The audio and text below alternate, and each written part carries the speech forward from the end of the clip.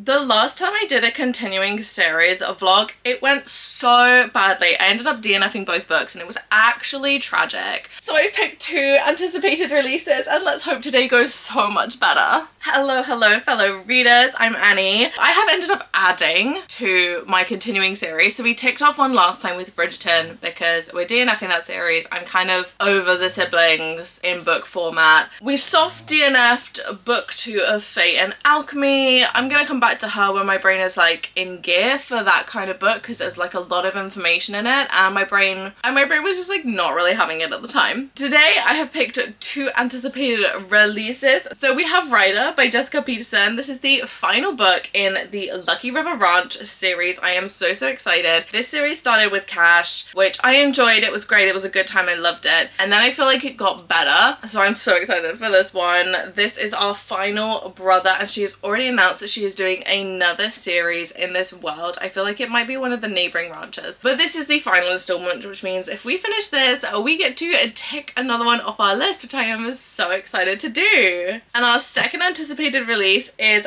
Rites of the Starling by Devoney Perry. Book 1 is Shield of Sparrows. I was like a little bit unsure when I picked that one up because I've never read anything from Devoney Perry and I feel like she does romances but they have like a little sort of like mystery or something in them. They're not really my cup of tea. But this, oh my god, book 1 was incredible. I think I literally demolished it in about 2 days. I think this one is ever so slightly shorter, about 560 pages. I am so excited for this story to continue. I feel like I kind of vaguely remember where we were with this, but at the same time, I'm not entirely sure. I remember at the beginning of book 1, we've got our main girly, Odessa, who jumps off a cliff because she's an adrenaline girl, and then she meets our main guy. I cannot remember his name, but she meets our main guy and ends up getting betrothed to him by some kind of turn of events. I think is he the prince? I'm not gonna spoil it for you guys because I feel like there's like some twists and turns that I'm like vaguely remembering but like not really 100% there. I am not rereading book 1 before we go into this. We're just gonna dive straight in. But I am really excited for this because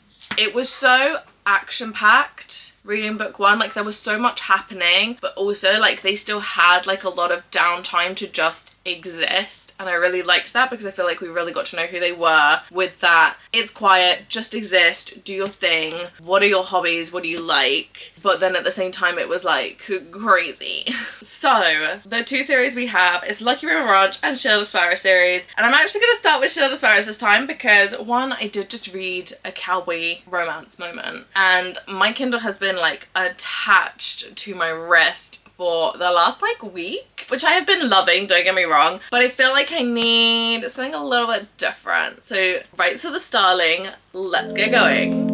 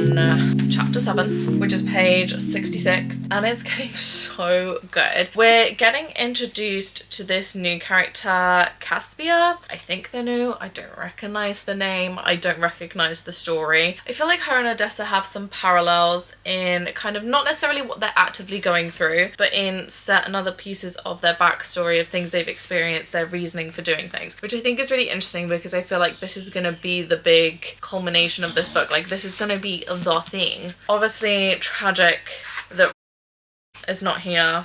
I still hate that name. I'm never gonna not hate that name. So I've also remembered what our leading man's name is. However, technically it's also a spoiler, so I can't even say it because I don't want to spoil stuff for you guys, because like I remember when I found this out now and I was literally gagged when I found out what his name was. But just, we're gonna call him blankety blank. It's got this like slow start, which I feel like is consistent with the other one, is like it's kind of slow to begin with. I feel like once we get through a little bit more it's gonna like really kick in, but at the same time I'm invested. We're starting to kind of get some world building elements thrown in here, not like a huge amount, but I love the way that we're finding out things at the same time as Odessa and Caspia. I feel like that's such an interesting way to do it, and I feel like it is quite consistent to how we found out a lot of information in book 1. So we do love the consistency with that, or at least what I can remember of book 1, because I'm not rereading it. Otherwise I won't be reading this one for months.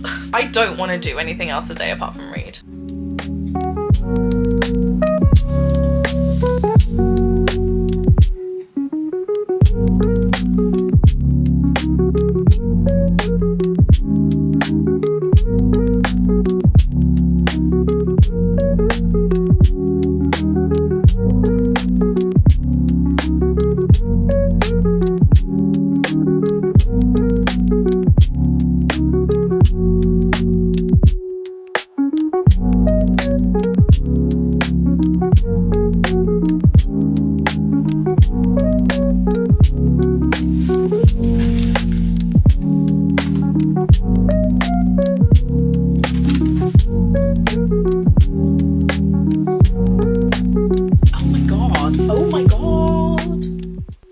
Starting Rites of the Starling, I was so nervous, having not reread book 1 and having read it so long ago. I was really worried that I was going to remember absolutely nothing, because we do not get like a previously on recap chapter in this. You are just thrown straight in. Actually, I was kind of surprised about how much I really did pick back up straight away. Instantly, I was starting to pull connections between our two main girlies, which is now Caspia and Odessa. I could instantly see the connections between them. I could see so many parallels and I was absolutely loving it.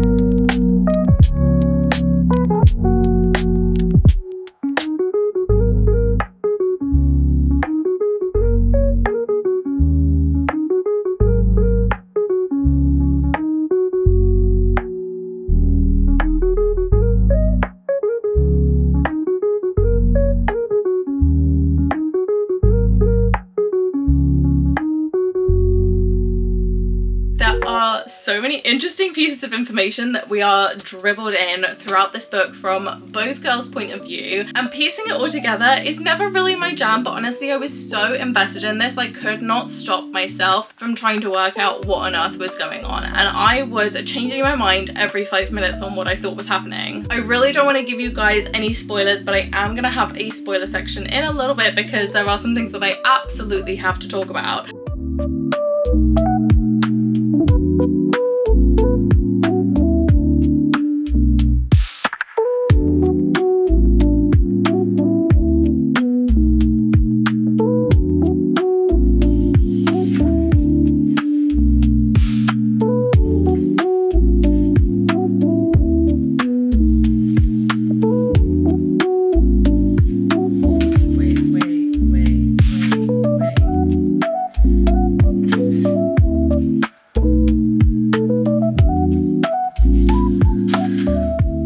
This had me hooked from the first page. It was an emotional roller coaster. I could not stop myself from getting invested. I was absolutely sat for this book. This was such an amazing continuation to this series. I loved so many aspects of every single person that we met because each of them was completely true to themselves, and the development that we saw from Odessa and Caspia is truly iconic queen behavior. I absolutely love them both. It's so tragic, it's so beautiful, it is so incredibly wonderful, and of course it earned a 5-star from me. But I absolutely have to talk about spoilers. So if you have not read this book and you do not want spoilers, then please navigate through the timestamps below. I always put chapters on my videos, so if you have not read this and you do not want spoilers, consider this your absolute fair warning to toddle off to the next section where we will meet you back here for our next book. But there are some serious things that I need to talk about. So if you're not here for spoilers, I really hope you're gone because I'm starting now. Okay, I could not decide if Odessa and Caspia were in the same timeline, different timelines,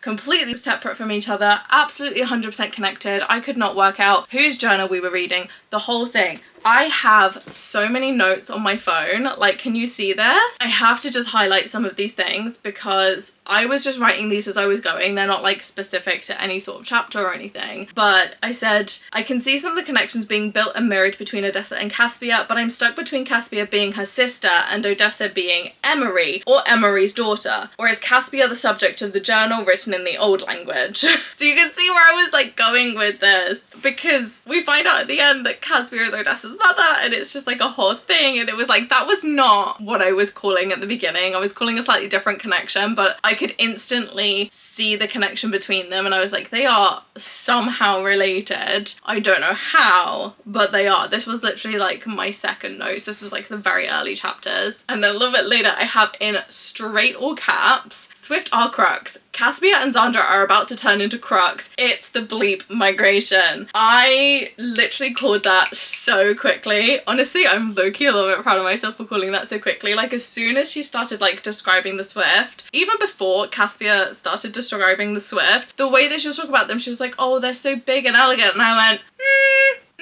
something feels a little bit fishy, Miss Ma'am. And then obviously everything that happened with her landing on Calandria shores, I was like, oh my god, they are. Like 100% they are. Like, there was zero doubt in my mind. And I'm so proud of myself for being right.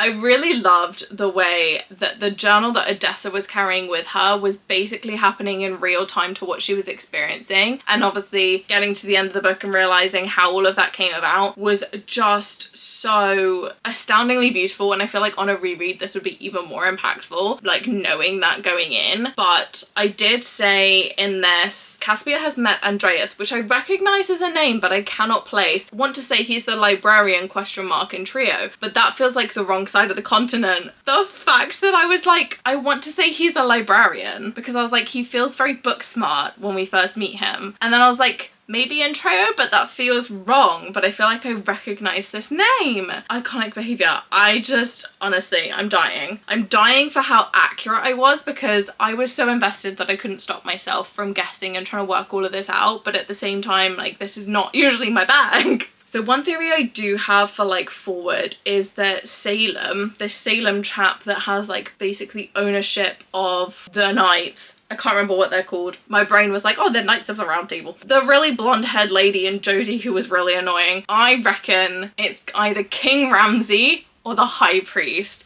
And I can't work out which one it is, but there is a connection there, because there is no way that there wouldn't be. It's far too convenient for there to be a connection, that if it was literally anyone else, you'd just sit there and be like, what was the point of making such a big thing of it? I'm just saying, the obvious is obvious in this book, and I'm actually kind of here for it. And then a second theory that I have for going into book 3 is that Xandra is the one-eyed barrow wolf that basically started this whole mess, because obviously we see her turn into a barrow wolf and she attacks, or tries to attack, Caspia, and then just the fact that they keep mentioning this barrow wolf right after Caspia's chapters, especially ones where she's like, oh, I really miss Sandra, I really want to, like, you know, do something for her, like avenge her, and then they're talking about the one-eyed barrier wolf and Lissa, and I'm like, there is not a there is no way that this is not a connection. I'm just saying, if it's obvious to me, then I'm sure everyone else has picked up on this. Just let me feel like I'm smart for a minute, okay? I would appreciate that. And then I think somewhere in this I'd said like, oh,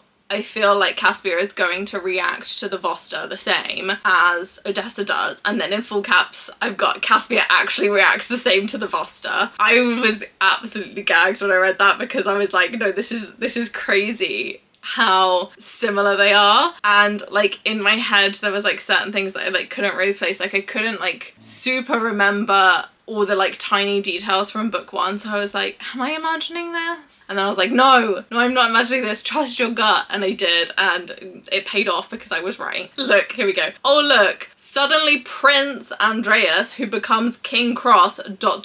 It's all falling into place now. And then I said, this stuff with the Vosper and Caspia changes the entire landscape of what we know, and that was the point in the book. I think it must have been like closing in on around the 70% mark, but that was the point in the book where everything really was just starting to click, and it's like there was less and less hesitation on my part. I hope you're enjoying Ghost snoring, because he is loving snoring for you. But then I've said, score is Kennen ... I'm bleep deceased and screaming. I think I literally wrote that at like 9:30 last night. I was actually dead and dying. It was just so good. And then when we had the reveal that Score was actually one of the red-robed Voster that Caspia interacted with, can't remember his name exactly. I want to say Nolan or something similar to that. Just like that connection and the interaction that Score has with Odessa towards the end of the book with Ransom, and like extracting the Lissa after Ransom has been told for years that only the High Priest can do it, only the High Priest can do it. And it's just so sus. Like, it does not look good for this High Priest man. It does not look good for him. Like, this man needs to be hung, drawn and quartered and like, you know, fed to the one-eyed barrel wolf, because honestly that's about what he deserves. Then I had some theories about the orbits, because we started going through with Caspia the realization of the orbits and what they were and what she has to do. And I'd said the orbits are held within the deepest part of the cities where the people gather for migrations, hence why they're defended from the Starlings better than when Sonnet was walking through the middle of the desert, because we have this whole thing about this Sonnet chap and this book that he's written. And honestly, I want that as a book, because I feel like that could be so much fun. Literally the next sentence here is in no is like all caps. The waterfall that Odessa had to get the thing from for Score, that's an orbit location, and she got it. And I was like clapping for our queen girly, because so happy for her. One of the last notes here is, so Seth Hay, who's led Caspia down the ravine, is Samuel Hay the newspaper man's dad? Question mark. This is crazy connected. I'm just in awe. And honestly, that is the vibe. I am in total awe of how interconnected this story is and how closely woven it is, because honestly, the fact that it is like so intricately done, that there are so many moving parts that come together at just the right time, and it feels like you have these like inklings as to how things are going to happen, but it only gets like fully confirmed and revealed at exactly the right time, is truly iconic, truly outstanding. But also the fact that you're given enough to start like piecing things together, but then you question yourself every other chapter because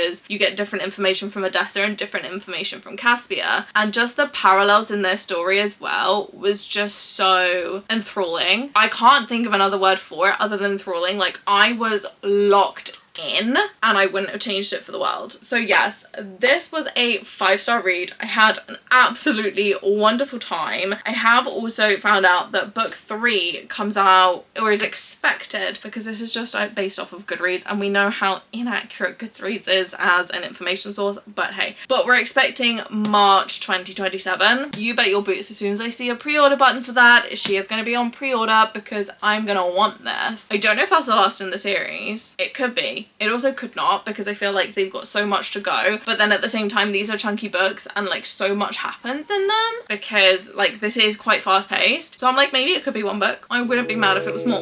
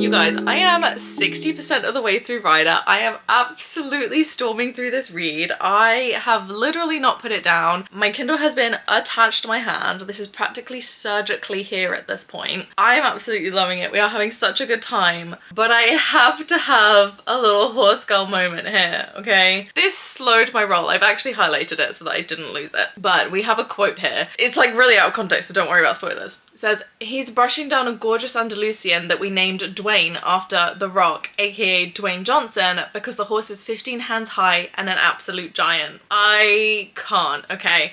Mini little horse girl rant. I will keep this short and sweet. Other horse girls who may be watching this, I'm sure you are out feeling the same thing that I am. So the Andalusian breed standard is 15 to 16 hands high. 15 hands high, so for anyone who doesn't know and is mildly interested in this rant, brave of you. Horses are always measured by their withers. 15 hands is 60 inches, which is 152 centimeters, roughly. Not super big. I myself am taller than that.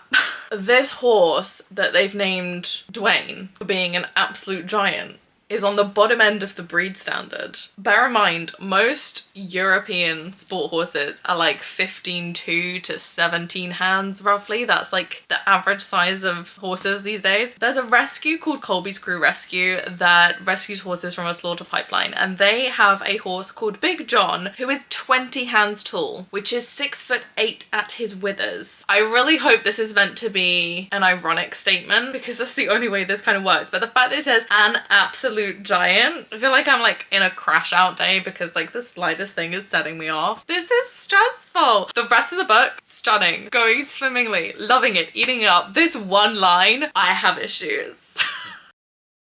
It has been a little while since I finished Ryder by Jessica Peterson. Life really threw a curveball. It has been crazy in a whole new way that we were not expecting. Reading has really been the only thing that's got me through it. This is not the video to talk about it. I don't know if I ever will talk about it, but Ryder by Jessica Peterson, I ended up giving 3.5 stars and 2 chilies to. Honestly, this is actually a really good ending to this series, even though I only got 3.5 stars, not like 5 like some of the other books in this series did. Super warm, super cozy. I really enjoyed myself. This long-standing dynamic between Ryder and Billy, like the nuances of their interactions, really sold this to me, and I really love this kind of new intro into the W Ranch series, which is going to be her next series, which you guys know I am going to read. You cannot stop me. I loved Ryder in book 1. I don't think we really met Billy in book 1. I can't remember where it was that we met her for the first time, but I was like, she is a baddie queen, and I loved her too. So then finding out that these two were getting together, I knew this was going to be a wonderful book, and it was either going to be off the charts crazy or it was going to be like so beyond wholesome. And I'm really glad that we went to so beyond wholesome because I think it was the absolute perfect ending to this series and culmination of their story, and like just getting the whole of the River Boys married off and all of them are sorted and everyone's happy in the end, and it's absolutely perfect. The little sprinkles that we got of Colt's storyline, which is who kicks off the W Ranch because Colt is Billy's sister. The little sprinkles that we got of his story coming up are so juicy. I can't wait. I'm not spoiling anything for anyone because let me tell you, I put my book down and I was kicking my feet and I was shook. It was so good. I had such a wonderful time with it. Considering this is like the first series that we've actually finished, I can't believe that. This is like the first series that we have finished within this whole setup, which is so fun. Lucky River Ranch by Jessica Peterson. They're all done. I would say we're going with 4 stars. I would say there was some complete bangers in this series. There were a few that for me personally, I was like, you're not really my story, but I can see why people would love you. Honestly, this was a 4-star series for me. I absolutely loved it. It was so good. It was so cutesy, so wholesome, so wonderfully perfect. And I'll tell you, like, this was the book. This was the cutesy wholesomeness that I really needed at that precise moment in life. This video is not coming out when I thought it was going to when I started filming, because it's been literally pretty nearly a month, right? It has been a wild ride of a month. We read 2 really incredible books, Ryder by Jessica Peterson and The Rites of the Starling by Devoney Perry. Incredible. I still have so many thoughts and feelings a month on. I am so happy that we read these books. I am so happy that finally I have ticked off a series off of this list for good reason and not just because I'm sick of it. We are making progress. We are making changes in life. There's a lot going on. I'm gonna leave it there because this is not the video to be getting into all of that drama. So thank you guys for coming to hang out with me. I realize that it's been forever and a day since I've posted. There's literally nothing I can say about that because life does life things and life can be rubbish. But hey, we're still here. We're still kicking, we're still reading, and that's literally all I've been focusing on at the moment, is just like getting through every single day. Anyway, before I make myself sad, thank you guys so much for coming to hang out with me. I hope that you guys managed to finish the series as well in this past month. Let me know in the comments down below if you finished any series. What one are you planning on finishing next? Let a girlie know. And I hope you guys have an absolutely amazing Cozy Chaos day and your next read is a 5-star. I'll see you guys next time. Bye.